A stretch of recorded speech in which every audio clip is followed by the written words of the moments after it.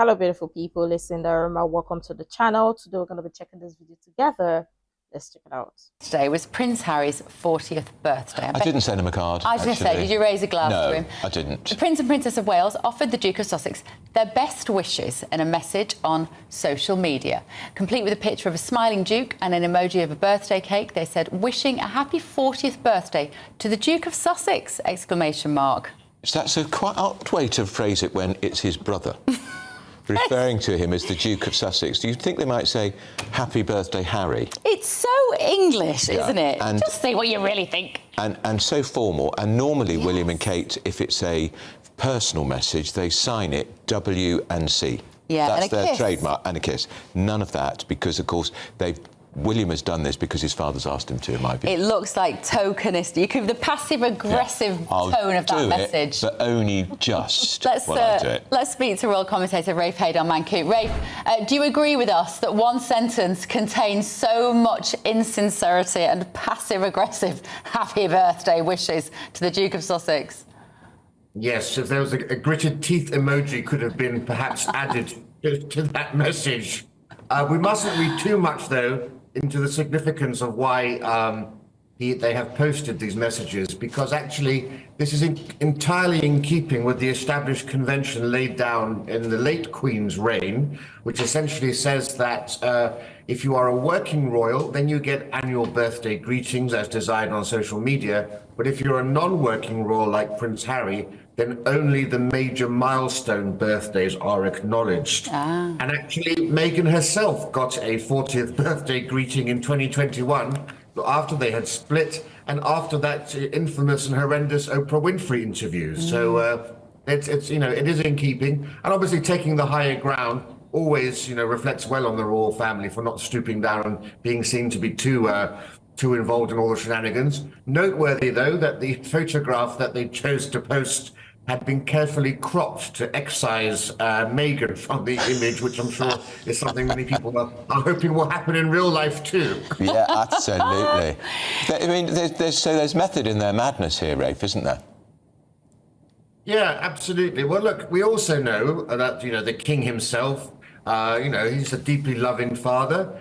He's also a very Christian king as well. And, I think he is desperately hoping to have that prodigal son moment when his, son in exile comes back, hopefully apologizes or whatever, and there is some sort of reconciliation.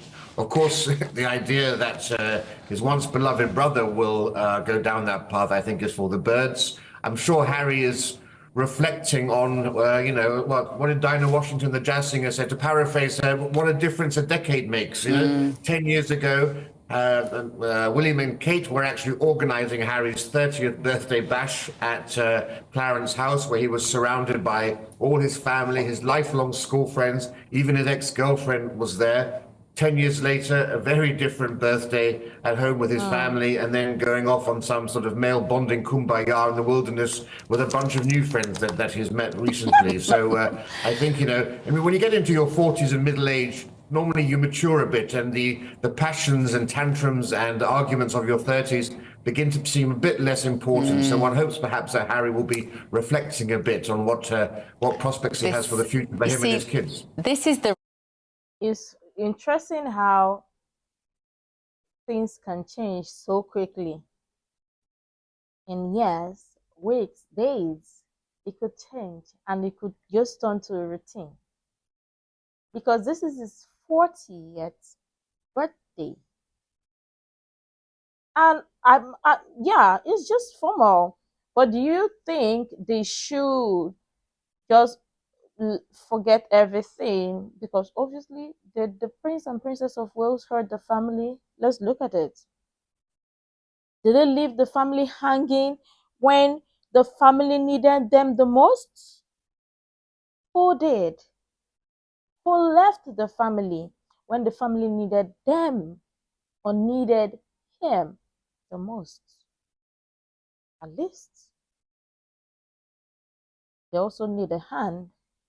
But I mean, it's better wishes, and we all know that for some people, regardless of the differences, issues or whatever, they keep that aside and still try to celebrate the special occasion, special birthday or birthday celebration and whatnot. We know that not for everybody though, but I mean, some people just, I mean, for the sake of the birthday, especially people who love birthdays. But I mean, it's a good thing to see that they are not finally the two people, the duo, the successes are not finally attached to the hip. Because before now, we used to think they were attached to the hip, or maybe they were sharing one hip. But thank goodness that they are not sharing one hip. They have each separate hips alone. What do you think? Risk now for Harry, because it was all very well. Obviously we all felt desperately sorry for him as a teenager with what he'd been through with his mother. He moves into his 20s, you forgive him a little bit because he's still young. Gets into his 30s, you're starting to, patience is running a bit thin by then. Once he's in his 40s, Rafe, he can no longer spend so much time navel gazing and therapizing. Move on. And he has to grow up, frankly. This is precisely it. There's nothing more embarrassing and cringeworthy than a 40-year-old grieving and moaning about grudges held from 20 or 10 or 15 years or so ago.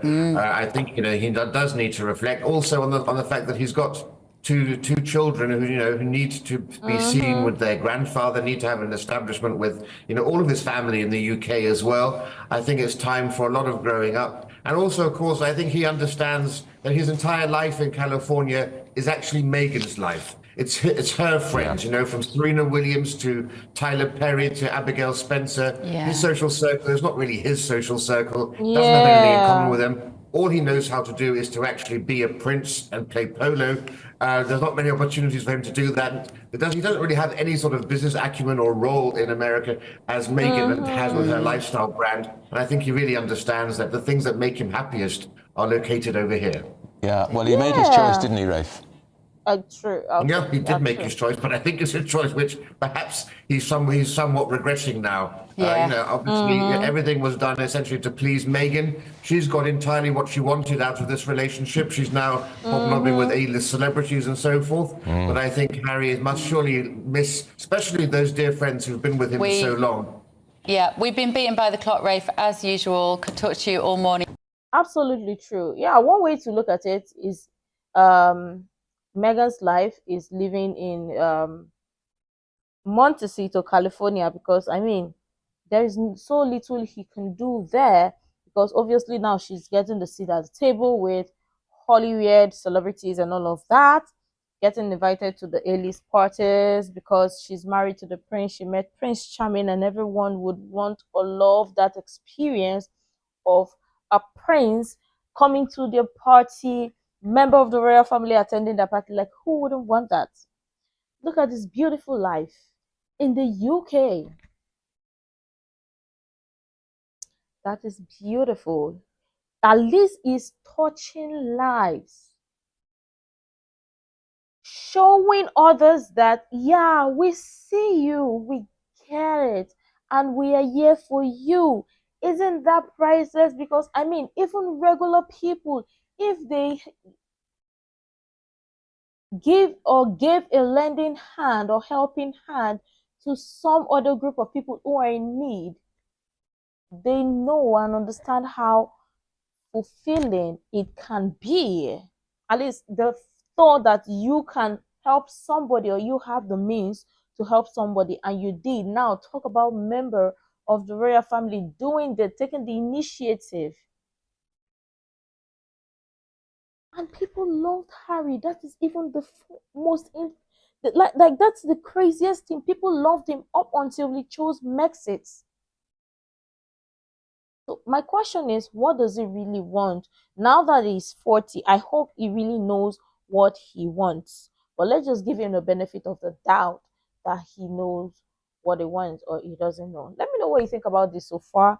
I'm sure tons of people have interesting things to share. What are your thoughts about Harry visiting the UK? I would really love you to share that and share the useful information you think might be really helpful. Make sure to like, comment, and subscribe, and all of that stuff. And until next time, see you in the next video.